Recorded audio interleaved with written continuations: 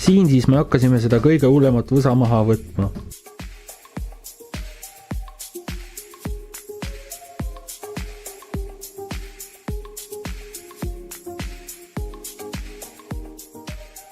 Vabandan kohe ära, kuna esimesed videod on üsna kehvakesed. Loodetavasti ajaga läheb asi paremaks ja tulevad kogemused.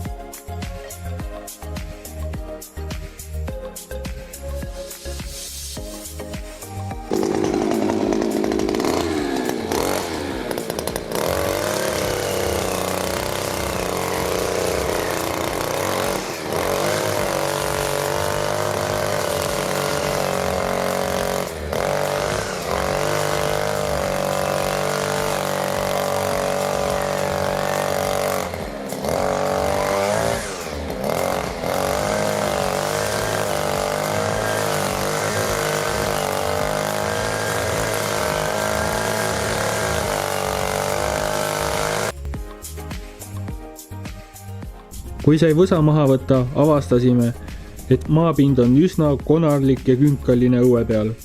Kuna igasugused lillepeenrad ja arvatavasti ka lehe ja riisutud hunnikud on ajaga ära kõdunud ja kõrgendikud tekitanud.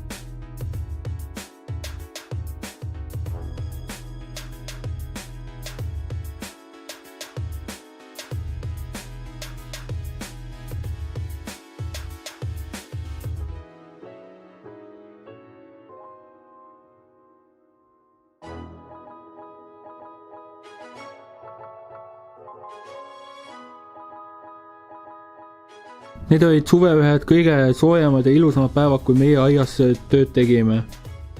Vahepeal oli kuni 28 kraadi väljas sooja.